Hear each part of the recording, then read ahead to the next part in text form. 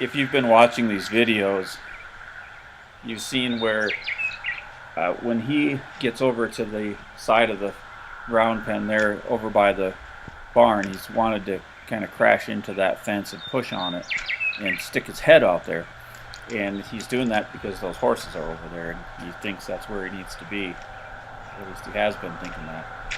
So what I'm trying to do today with the flagging is keep his nose turned to the inside, keep that he has one eye and one ear on me, and that he's getting round in there and settling into that round thing. So you can see when he gets over to that side of the fence that he's trying to do what he used to do. And he's finding out I'm not letting him do that anymore, and now he has to figure out, well, what is he going to let me do? What is the thing that's going to work that we're going to get along? So he gets stuck in there, so I just give him extra flag, and then I'm tipping his nose in. And I'm trying to just anchor that rope and let him kind of fight against it and figure it out. Here he rears in, so I'm going to have to anchor down and stand behind him so I can drive him forward and drive him out of that. And now he's really got to reconsider his situation here. So I want to let him just keep trying and keep searching for it. And as long as he'll keep searching, I'll keep letting him try. And I'm going to reward the changes that I see like that when he starts doing what I've been asking for.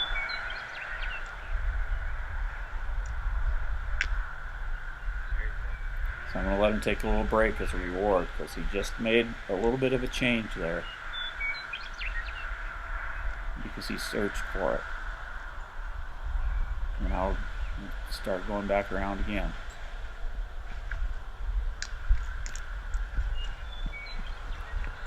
Now I would just point out that a lot of people will tell you that when a horse does something like that, that he's trying to dominate you or he's trying to take over the situation or just being plain naughty, I guess. And they'll tell you, have him run around, 20 times, chase him around and have him work really hard, and that'll teach him not to do that again. But I just don't think that the horse, in the moment, he figured out the wrong thing was harder, and then he started searching for the new thing.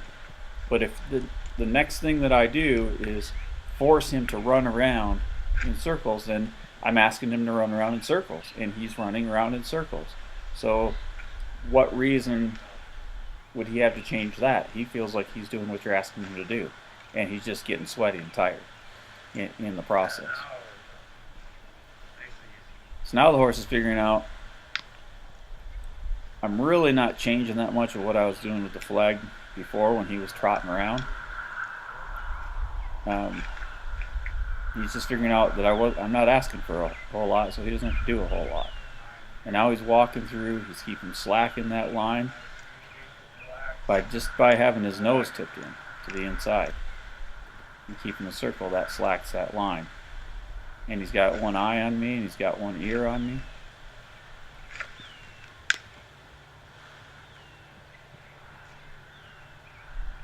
He's worrying a lot less about trying to climb over that fence and get over to those horses.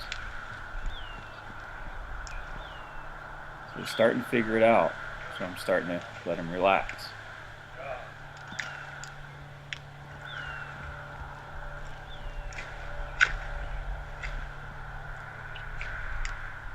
Right now I'm trying to time the flagging for just when he stops when I haven't asked him for a stop.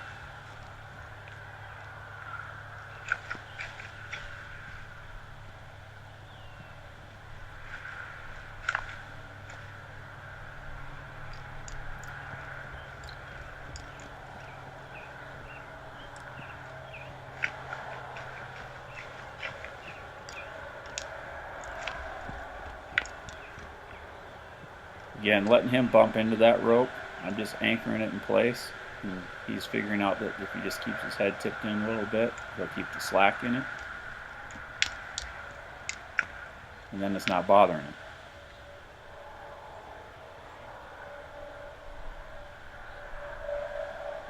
So the next thing I'm going to work on is getting a direction change.